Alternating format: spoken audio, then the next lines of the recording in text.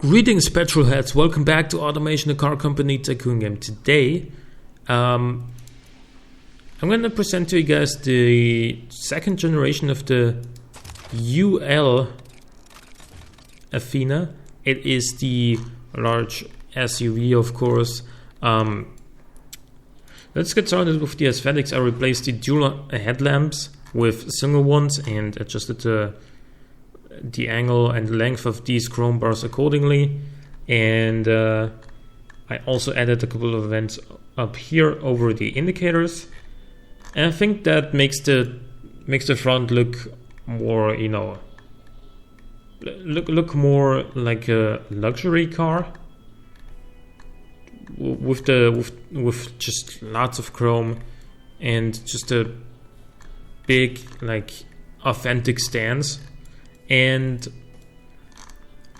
on the rear we have a new taillight design with some red lamps up top, then some white ones down here with indicators inside of them, and some vents surrounding these to make it look as if they're, like, I don't know, protected with some, like they're hidden behind the sort of protection cover. And because this is still an off-roader, and if you're gonna off-road this thing hard, then those sorts of things are probably gonna be quite popular with people.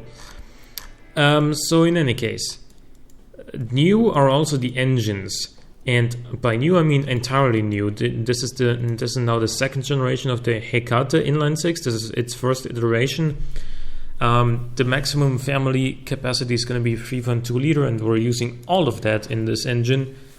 This one is supposed to be like rock solid and very durable, low RPM, lots of torque, and it is a turbocharged engine, but the turbo spools up at 1800 RPM, like right where you need it, and yeah, basically just lots of torque, and then lots of power up above 4000 RPM, and the RPM limit is 5000. Actually, you're getting 150 horsepower like from just 3200 RPM onwards, so that's not bad at all. And yeah, we still have a 4-speed automatic, although I had to adjust the gearing so that second gear would top out at 100 kilometers an hour, because otherwise we would just have way too much wheel spin to make this thing viable. I could show you right now if we went like this, 33.9% wheel spin. Yes, off-road is going to be marginally better, but it doesn't really compensate for the huge loss in drivability. So there is that. We have slightly wider tires now, 185s rather than 175s. Because we now have more power.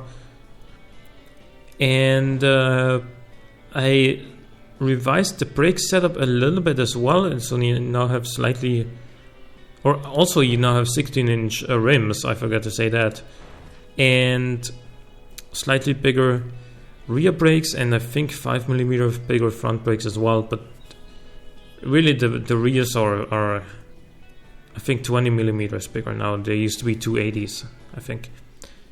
And we still don't have an off-road skid tray, although I don't think it's necessary yet anyway.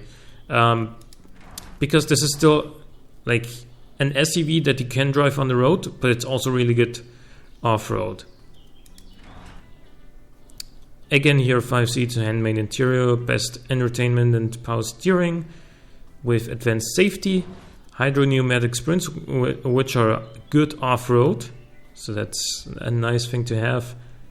Excuse me.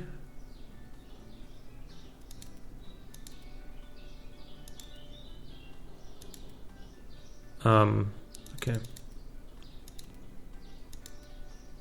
There we go. Best possible drivability. The emissions on this thing are actually really low, 1300.6. I mean, for the time, of course.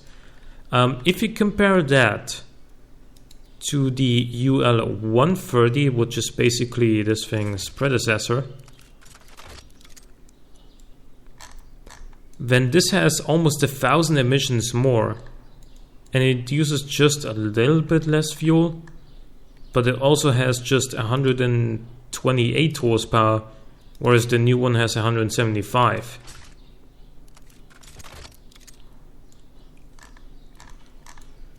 Yeah, okay, and this one does 0 to 100 in 9.5 seconds. Obviously, that's not this car's main priority. And reliability is really good at 58.1. And, well, that is gonna come in handy if you're gonna be driving this thing hard off-road. You know, you can just be sure that things just aren't gonna break. Okay, and then there's another option. It's the UL245 with the new generation of the Rodos V8, which now has a maximum family capacity of 5 liters. In this iteration, it's 4.5 liters, 86 by 96.5.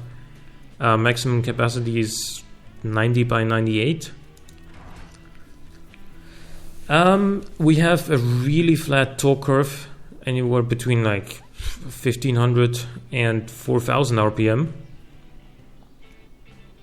and 200 horsepower maximum power. Obviously, you can get a lot more out of 4.5 liters, even 1980 or 81, excuse me. But yeah, this thing isn't about peak power. It's not about like performance. It is about this right here. For example, reliability is really good. It is about torque. It is about drivability. So far, so good. We have 43.3 drivability, and that is in a longitudinal 4x4 SUV. And you know, for longitudinal 4x4 still counts as like longitudinal rear-wheel drive in the game for these calculations, except for off-road. And with that being said, we therefore have almost 30% wheel spin. Can't really reduce that very much if I want to keep the manual locker, which I do for extremely high off-roading or extremely good off-roading. Because if I go for the automatic locker, yeah, we get a lot less wheel spin, we get more drivability, we get better acceleration, but we lose a lot of off-roading. 7.1 points. That's a lot, and we also lose some comfort too. So I think the manual locker is gonna still be the better choice overall. It's a shame there is no like traction control yet in 1981, because with that, off-roading would be, you know, so much better. Because the last thing you want off-road is, you know, an engine that's so powerful that it's going to spin the wheels at all times. That being said, when you're going off-road, you're going to push the button to have all-wheel drive, so that's going to significantly reduce the wheel spin anyway. Just that on-road, or when you're not pushing the button, you get rear-wheel drive only, and you're going to get lots of wheel spin. So, how does this thing do on the markets? It's good in family sport premium. It's very good in off-road premium and in utility sport premium. This costs 24,700. I'm going to crank that up a little bit. So it's basically 30,000. And the UL232, which should be 232T. I'll correct that in a second. T for turbo, of course. That'll cost actually almost the same. So yeah, you can have basically for the same price a 3.2 liter turbo or a 4.5 liter V8. Economy wise, actually the V8 is better. That's interesting.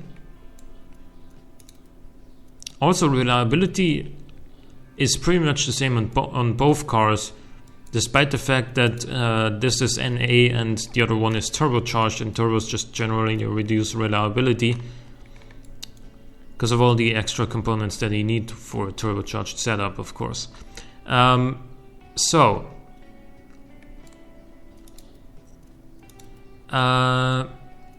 test track 9.1 seconds 0 to 100. Let's run it down the quarter mile.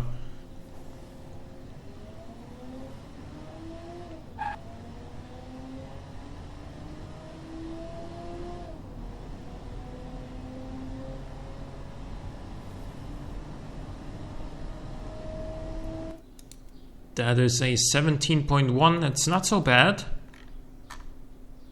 I'd like to see an 80s Land Rover that does that. I mean, in 17.1 seconds, the Land Rover probably hasn't even reached 100 kilometers an hour at that point. So,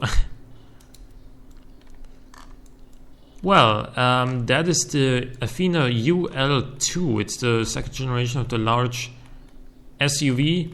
We're not going to make pickup versions of this one anymore because, you know, people weren't too interested in the pickups of the first generation UL.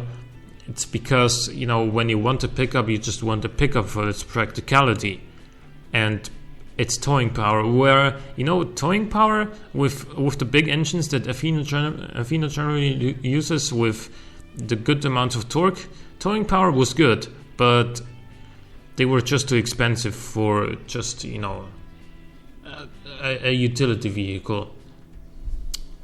And, you know, the working man who needs a pickup, you know, doesn't want to spend that much money on luxury he doesn't feel like he needs.